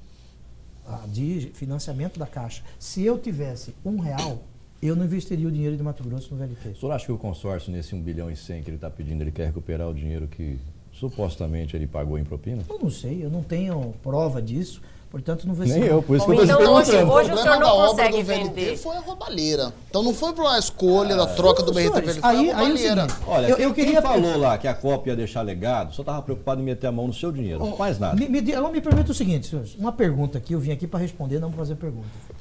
Onde nós todos estávamos? Jornalistas. Na época da Copa? Na época da Copa. Trabalhando. Não, trabalhando. Muita gente Eu estava de licença maternidade. No meu caso, criticando esse circo todo que Com teve todo aí, respeito, tomando muita burdoada, porque me eles iam ganhar parece que contra tinha Cuiabá. muita gente embebecido com a Copa. Eu não. Não, eu não quero Menos criticar, eu não quero fulanizar a conversa, eu não vim aqui para fazer pergunta, mas para responder. Vamos lá, respondendo objetivamente a sua pergunta. Precisamos terminar o VLT. Agora, existem falhas gritantes no edital. Sim. E isso está sendo levantado, inclusive pela CPI da Copa, o deputado Oscar Bezerra. Um excelente trabalho. Nós tivemos uma reunião importante sobre isso na semana passada. Né? Teremos novidades aí para frente. Tá, Então, mas quer dizer, o senhor pode... Deixa eu concluir, Carla. Até o final do seu primeiro mandato, o senhor tem algum elemento que o faça acreditar que o senhor pode terminar essa obra? Pelo menos lançar. Você pode ter certeza, o cidadão cuiabano pode ter certeza de Várzea Grande, ali do bairro da Manga, lá do Engordadouro, do Jardim Panorama. Um abraço para o Ismael, dono da padaria do Jardim Panorama, em Várzea Grande. Um abraço lá para o Açougue Três Corações, no Cristo Rei. Um abraço para o Chico Leblon, um abraço para você. Né? Vamos terminar, sim. A obra Governador, o programa eleitoral é só em 2018. Governador, o senhor falou que um dos problemas do Estado é a questão da arrecadação. Sim. E aí tem surgido o assunto na Assembleia, em outros fóruns aí, a UFMT lançou um debate sobre a taxação das commodities. Certo. E o senhor é governador do Estado, mas também tem uma ligação com o agronegócio. Seu vice é do agronegócio. Sim. O senhor, como é que fica? O senhor encomendou um estudo para viabilizar? O senhor concorda com esse modelo de taxação que existe, a Lei Candir, o Estado sendo lesado? Eu ouvi uma entrevista do líder do governo, do deputado Wilson Santos, dizendo que se Mato Grosso tivesse adotado o mesmo modelo de taxação do Mato Grosso do Sul, a gente teria, em 10 anos, 80 bilhões, que são 5 orçamentos do Estado. O que precisa fazer para a gente tocar essa taxação das commodities? Ok, vamos lá. De forma objetiva. Só vai taxar mesmo? Eu vou responder, né? De forma objetiva. Sou contrário à taxação das exportações. Por quê, governador? Eu vou responder. A taxação das exportações, você exporta impostos. Você exporta empregos para a China, para outros países. Eu sou contrário a isso. Imagine, eu viajei, podíamos falar da viagem, fui para Dubai, fui para Nova York, buscar investimentos para o Estado. Aí eu vou taxar a exportação. Então, objetivamente, sou contrário à taxação da exportação. A Lei Candir. A Lei Candir é de 96, é uma lei federal. O governador não pode mudar a lei federal. De 96 até hoje, segundo cálculos da Secretaria e também esse estudo aí dos economistas da universidade, Mato Grosso não teria perdido. Teria deixado de arrecadar, são coisas diversas, 38 bilhões de reais. 38 bilhões de reais, menos 5 bilhões que nós recebemos do FEX e do fundo da Lei Candir, 33 bilhões de reais. Muito bem. Aí eu pedi para a Secretaria de Fazenda fazer um estudo. Qual é o estudo? Dos 141 municípios do estado, 43 são municípios produtores. Eu perguntei, qual é o IDH desses municípios produtores? Qual é o CAGED, o número de empregos formais nesses municípios? Quanto se arrecada de ICMS nesses municípios produtores? Indiretamente, diretamente e tal, para que nós possamos fazer esta conta, ok? Vamos pegar o caso de Primavera, a quinta economia do estado, Primavera. Primavera era distrito de Poxoréu, como Alto Coité é distrito de Poxoréu. Primavera, o IDH de Primavera é melhor do que de Poxoréu. Lá em Primavera nós temos uma loja do automóvel X, do veículo Y, em Poxoréu tem não. Lucas de Rio Verde. Lucas de Rio Verde era um assentamento. Você ia ao Diamantino para telefonar no início de Lucas de Rio Verde. Muito bem. Ia Nortelândia, ali pertinho. Você tem o melhor de IDH em Lucas ou Nortelândia? Okay. Esse é um ponto. Muito bem. Isso tem que ser levado em conta também, além da não possibilidade de exportar impostos. Esse é um ponto. Agora, eu não quero dizer com isso que o setor produtivo não possa, neste momento de crise, contribuir mais. Aliás, existe o FETAB, criado pelo Dante de Oliveira, né? Dante de Oliveira, Rogério Salles, lá em 2000, 2001. O FETAB, ele pode ter também dinheiro para investimento. Chamei, não só para estradas, chamei o setor produtivo todo. Aliás, o conselho do FETAB se reuniu este ano 4 vezes, e nunca tinha se reunido na administração passada para decidir se a governança, a transparência, a democracia participativa, dialógica. Conversamos muito bem. O conselho do FETAB e os produtores, que estão ali, as associações, concordaram em contribuir neste momento de crise com o Estado. Este ano, mais 100 milhões de reais, e ano que vem, mais de 300 a 350 milhões, a depender da safra, em 2018 de 300 a 350 milhões a mais. Daria aí 700 milhões. Para quê? Para a estrada, não. Os municípios não vão perder nada, as rodovias não perderão nada, mas nós teremos 700 milhões a mais. Para quê? Investimento em saúde. Nós precisamos construir 3 hospitais regionais. 3. Além desse de Cuiabá. Segurança. Precisamos reformar os batalhões da polícia, as delegacias de polícia. Precisamos que o INDEA tenha um laboratório de tecnologia de defesa sanitária, animal, vegetal. Precisamos disso. Educação, precisamos de novos aparelhos, tecnologia nas escolas.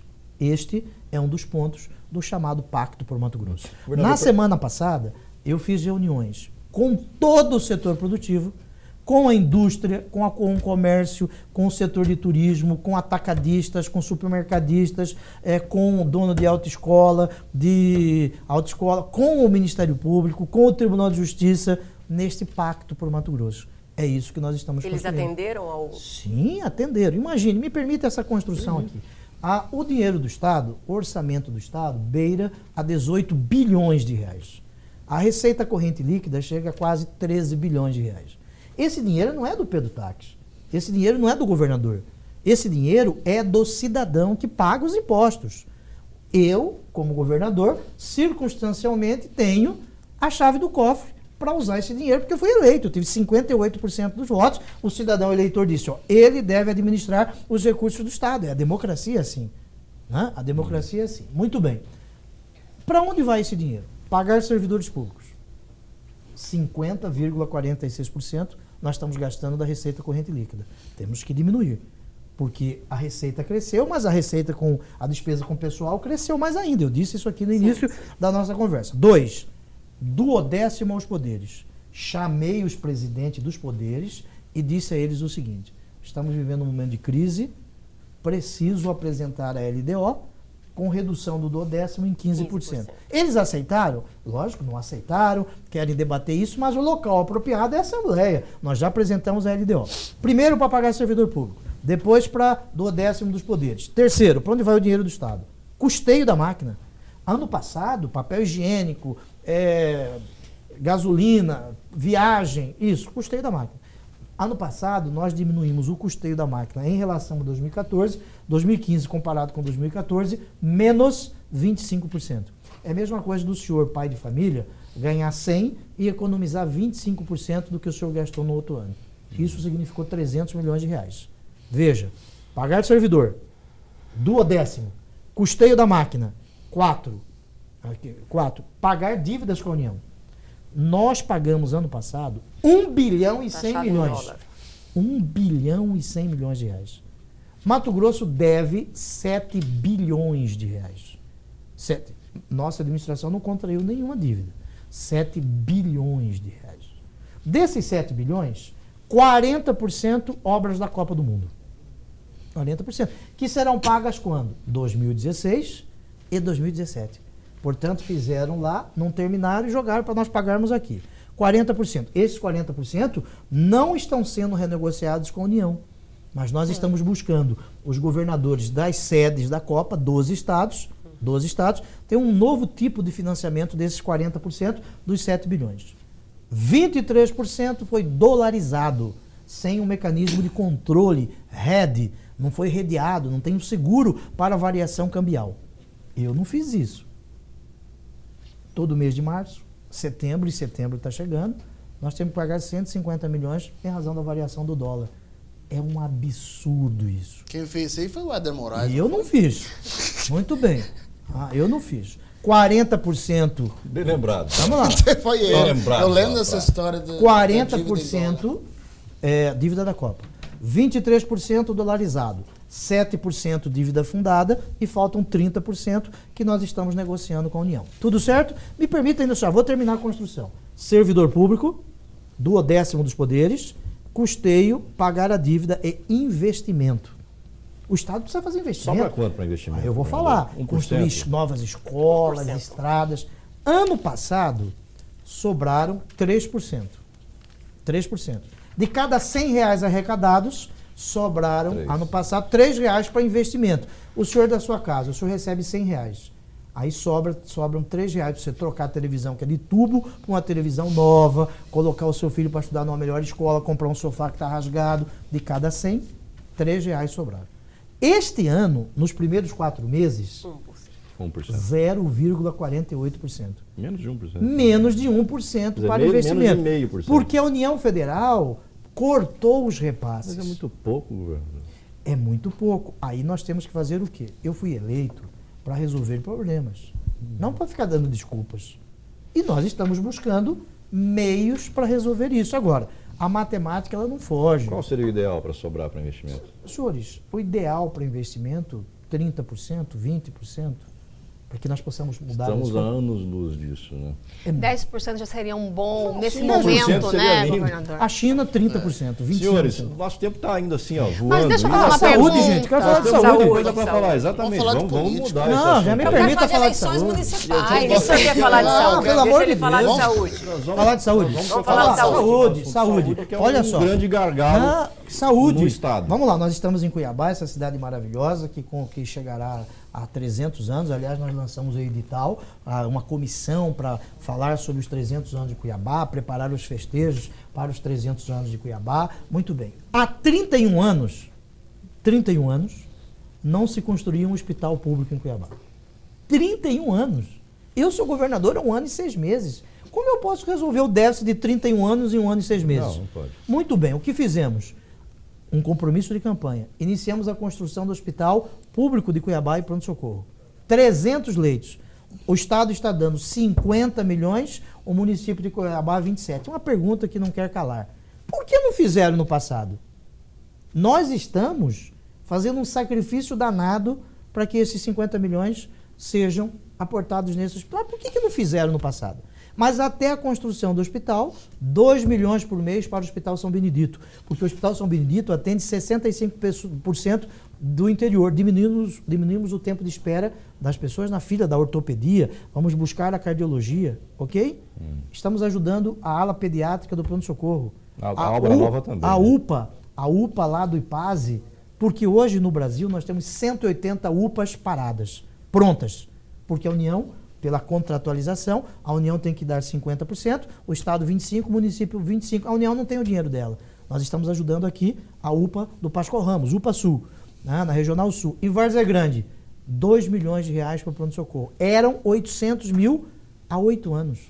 8 anos. Não se reajustava. Não se reajustava. A UPA do IPASE, alta e média complexidade. Estamos ajudando, vamos inaugurar esta semana. E, aliás, em Várzea Grande, nós estamos ajudando ao município, a prefeita Lucimar Campos, com 2 milhões para recapear toda a Avenida da FEB, e aqui em Cuiabá, a Avenida Prainha, a Fernando Correia, a Avenida do CPA, junto com o prefeito Mauro Mendes, e isto será debitado da matriz de responsabilidade da Copa. Obras, né? Já começaram. Governador, você está falando em saúde, só vou voltar lá que Por favor. uma dúvida. O interior do estado vem tudo para Mato Grosso, vem tudo para Cuiabá. Mas o que fazer para ficar lá, governador? Porque isso é grave, né? Isso é muito grave. Eu não tenho como proibir o cidadão de ser atendido em Cuiabá e Várzea Grande com a sua conta de energia para saber onde ele mora.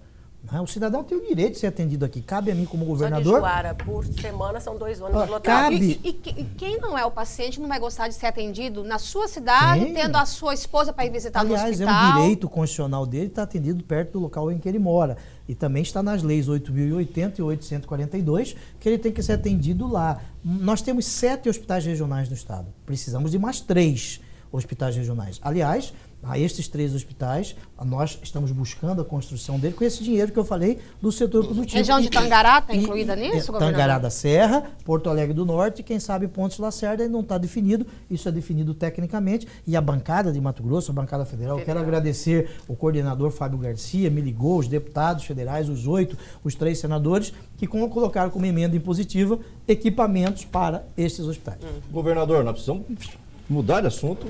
Eleição, por favor. Eleições 2016. Ana Rosa está ali nervosa já. Governador, eleições tem 2016. Horário. Calma, gente. Vamos fazer a pergunta Cuiabá, aqui. Olha, o PSDB, o partido do senhor, está articulando com o prefeito a possibilidade de um vice? Como é que é? Então, vamos falar da porque eleição? o governador tem que editar, que ele tem que escapar, Calma. Vamos como Jack Stripador, vamos por partes. Primeira pergunta, eleições 2016. As eleições de 2018 para governador, no caso, talvez o senhor seja candidato à sua reeleição. 2018 necessariamente passa por 2016 o pleito, ou seja, quem o senhor apoiar nesta eleição, que eu acredito que seja o Mauro Mendes, vai ser definitivo para a sua reeleição em 2018 ou não tem nada a ver? Eu vejo todas as eleições como importantes, mas eu tenho a convicção de que a política municipal é diferente da política estadual. Eu vou trazer exemplos a vocês. Quando o ministro Maggi foi eleito, o Antero teve o apoio de 139 prefeitos, o Maggi de 3. O Maggi ganhou a eleição. Silval Barbosa, o ex-governador, ele perdeu a eleição aqui em Cuiabá para o Wilson Santos. O Maggi, né, perdeu. O Silval perdeu para o Mauro, o governador. Eu não vejo esta relação. Sinceramente, eu não vejo essa relação. Né? Agora, a respeito da eleição, é muito importante a eleição municipal. Eu, como governador, como cidadão, vou participar de acordo com a legislação, depois das 18 horas, nos finais de semana. Eu vou participar, sim, quero participar da eleição. Eu sou político. Do Mauro Mendes? Eu não sei se o Mauro é candidato, né? Ele é candidato. Não, aí ele deve ter falado para você, para mim ele não falou ainda, né? Mas falou para um monte de gente. Que ele seja, o senhor vai subir no palanque dele? Articulações serem feitas. Acabei de ele estava fiscalizando obra de asfaltamento ali. Ele é candidato. Governador, é a prioridade para o senhor fazer prefeitos? Eu não sei se eu tenho esse poder de fazer prefeito. Porque todos os governadores gostam, né? Voto, não sei, eu não tenho isso. Veja, é importante que nós tenhamos que o nosso grupo político, que o meu partido político, o PSDB, eleja prefeitos. Isso é muito importante. Não tenho dúvida, ajudarei os nossos O senhor defende candidatura própria do PSDB como forma de fortalecer o partido para as eleições de 2016? Aqui em Cuiabá, nós temos 2 grupos no PSDB. Um que defende candidatura própria, eu vejo isso como legítimo, e outro grupo que defende nós indicarmos vice do Mauro. E o senhor está em qual? Eu vou responder. Tá. Eu estive com o Mauro em 2010, estivemos juntos em 2012, estivemos juntos em 2014. Existe grande chance de estarmos juntos em 2016. Mauro é meu amigo, né? Confio no Mauro, ele confia em mim, nós estamos juntos. Agora, eu não janto antes de almoçar, né? O único empecilho para o senhor estar junto com o Mauro é se ele for candidato ou não. É isso. Não, a dúvida que o senhor tem é essa? Não, nenhuma dúvida. Nós precisamos construir isso politicamente. Eu não mando no PSDB. Tem o Mauro sendo candidato, o senhor não tem dúvida que sobe no palanque dele? Não, eu não tenho, porque eu sou um homem do partido, né? Aí eu tenho que fazer o convencimento, eu sou um militante do partido. As articulações estão mais tarde esse ano. Mais tarde. Sábado agora foi até de madrugada, conversando. Com certeza, né? Antecipa pra gente aí um pouco. Não dá mais tempo. Ela usou o sentido. figurado e ele usou o boa, sentido literal, né? Tá bom. Mas nós já estamos em eleição. julho. A Prata tem informações quentíssimas da eleição da mesa da Assembleia, né? Que beleza, que beleza. Que bom Então, que nós estamos sabendo. há uma conversação aí muito forte, né, de que o senhor teria hipotecado apoio ao deputado Eduardo Botelho, preterindo o Guilherme Maluf, atual presidente, que já anunciou publicamente que é candidato à reeleição à mesa diretora, presidente da Assembleia, é candidato. O senhor está com alguma... Qual grupo, né? Está com um grupo do Botelho, não vai apoiar o Maluf? Isso procede ou é só conversa de WhatsApp? A eleição da mesa Zap. acho que é esse Coisa de zap. Senhores, a praga da humanidade hoje não é no gafanhoto, mas é o tal do WhatsApp, né? Esse é o WhatsApp. Muito bem. Voltamos aqui. Nós estamos falando da mesa. Mesa. Eu sou governador, respeito a Assembleia, respeito os deputados, entendo que é um poder independente, conforme diz o artigo 2º da Constituição. Eu desejo que a Assembleia Legislativa possa estar em paz no segundo período desta sessão legislativa. Este estar em paz é que os deputados possam conversar entre eles e eleger o seu presidente, né? Eleger o seu presidente. E eu defendo, né, que algum candidato que seja eleito seja da nossa base. Guilherme Maluf é meu amigo, Botelho é meu amigo. Um abraço para você, Guilherme. Um abraço, Botelho. São meus amigos. Eles têm que decidir lá. Né? Eu, como governador, eu não posso ter preferência por A ou por B. Aliás, eu não vou colocar minha colher de pau neste angu, né? As pessoas falam que eu não tenho experiência política, né? Experiência... Falam, né? Falam, no interior. Bastante. E fala certo, né? Jogo de cintura. Jogo de cintura, duro, que eu sou um freezer, né? Duro, né? Imagina. É fato isso que eu não tenho experiência política. Agora, existem algumas experiências políticas que eu não quero ter, né? Do Maluf eu não quero ter, do Jader Barbalho eu não quero ter. Maluf, o Paulo Maluf. Não tá errado, não. Senhores, vocês entenderam. Não façam um fuxico, né? Já estão fazendo mexerico. Mexerico. Não, ficou a dúvida, a gente tá falando do Maluf. Do Guilherme Maluf é meu amigo, né? Então não tem problema com o Guilherme Maluf. Nenhum. Governador, então o senhor não tem um candidato.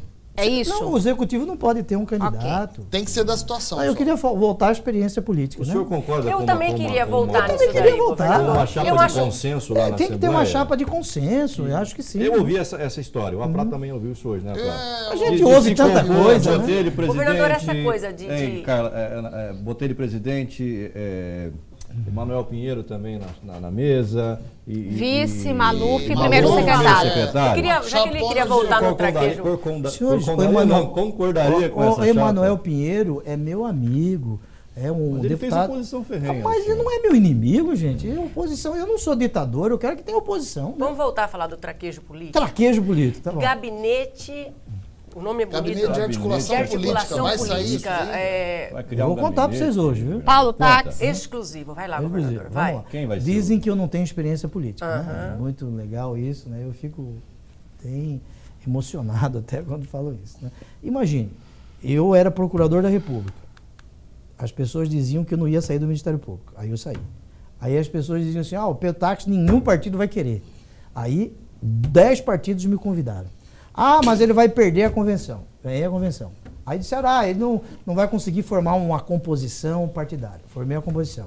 Aí diziam, não, ele não vai ser eleito, porque eu estava com 3%. Diziam que o senhor não tinha capilaridade. Capilaridade, musculatura. Musculatura. O Antero gosta de musculatura. Tanto isso, não tem musculatura. Aí eu estava com 3% das pesquisas, eu fui o candidato mais votado em Cuiabá. 38 mil votos a mais do que o segundo. Tudo isso sem traquejo político. Sem traquejo. Aí Várzea Grande, 10 mil votos a mais do que o segundo. Muito bem. Sem traquejo político. Aí diziam, ele será um péssimo senador. Durante 4 anos eu fui eleito um dos 5 melhores senadores do Brasil, para alegria de bem representar o nosso estado. Aí diziam, ele não vai conseguir ser candidato ao governo. Nenhum partido vai querer. Não ia construir uma convenção. Ninguém vai querer estar junto. Consegui. Aí não vai ser eleito. Aí fui eleito. Aí não vai tomar posse. Aí vou tomar posse. Aí não vai conseguir governar. Então, imagina se eu tivesse traquejo político, né? Agora conta pra gente. Gabinete.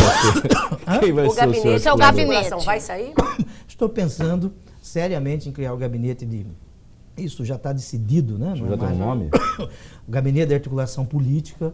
Porque precisamos fazer mais política, eu sou político, sim. E dar à Casa Civil uma construção mais interna. Olhar para dentro.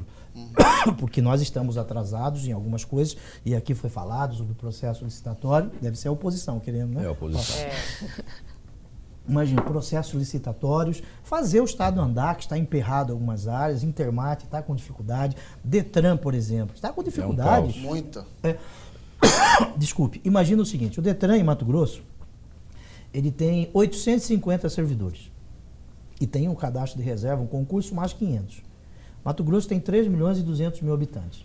Lá em Santa Catarina, o Detran tem 255 servidores e Santa Catarina tem 6 milhões de habitantes e o dobro de veículos daqui. É o dobro de pessoas. E funciona melhor que aqui. Alguma coisa funciona muito melhor que aqui. Eu também não estou contente, não. Temos servidores sérios, decentes, que trabalham, mas isso nós precisamos mudar Isso e quer melhorar. dizer que o senhor não vai chamar os concursados? Não quer dizer nada. Isso é uma reflexão que eu estou fazendo sobre o Detran como cidadão. Eu não estou satisfeito. Mas o senhor acha que o problema de lá é o que são os servidores, é um problema de gestão? Não, é um problema de gestão, apesar da gestão consciente do Dr. Osni, antes do Dr. Roger, muito bem, mas nós precisamos ser mais rápido ali. Isso é uma reflexão que eu faço como governador. Será que é um problema de gestão, governador? Porque desde que eu estou em Mato Grosso, o Detran é daquele jeito. E passaram N gestores por ali. Mas eu acredito eu conheço que... ótimos. E aí? Será que é um problema de gestão? Eu acredito na possibilidade de melhorar. Acredito. Mas, governador, voltando aí para o Gabinete de Articulações Políticas... Um nome, né? governador. Um nome. Paulo Táxi. É um grande nome, sim. Mas o senhor acha que ele é um bom mediador? Ele tem feito um bom trabalho, imagina, todos os projetos que apresentamos à Assembleia foram aprovados, né? E o senhor levaria o seu secretário adjunto de turismo para comandar a Casa Civil? O Nigro é uma excelente pessoa.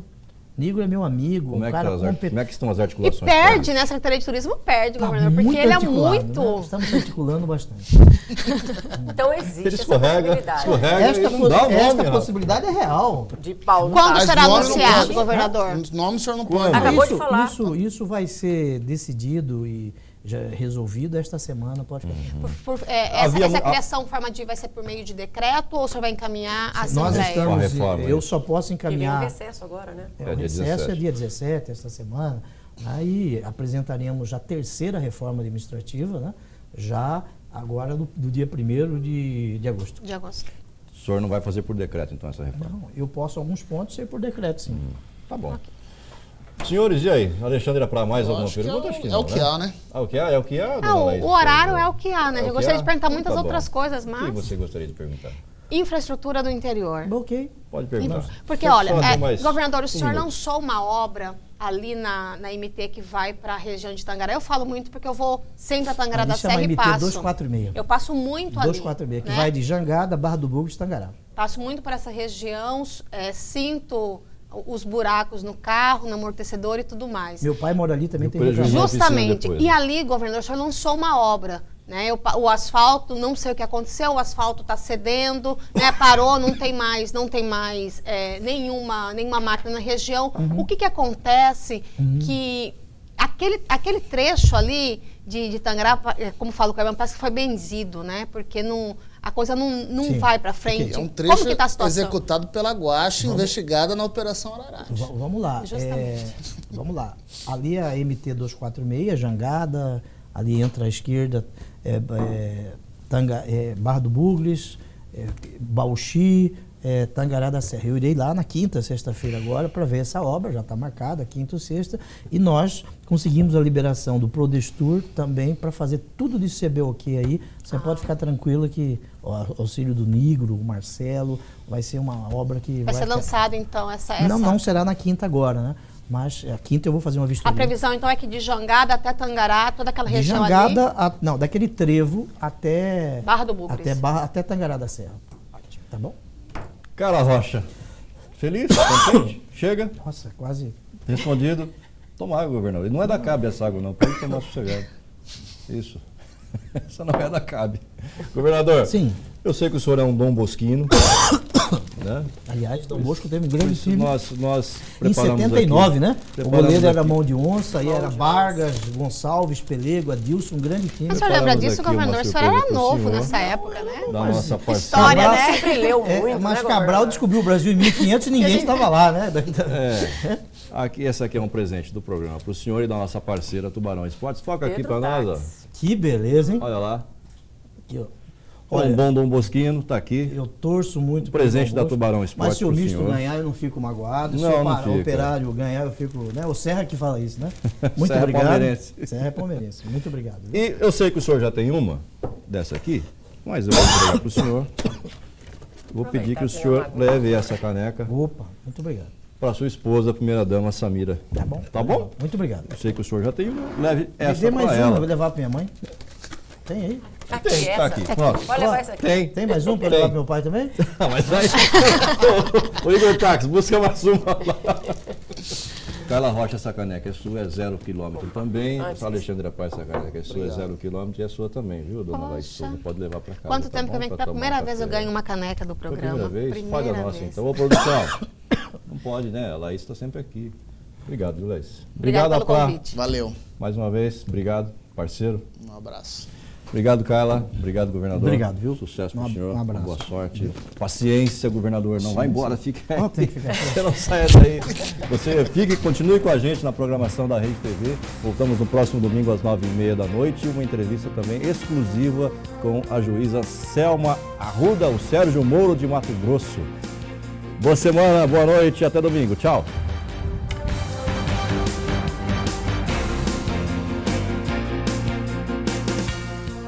Conexão Poder. Oferecimento Tubarão Esportes. A força do esporte.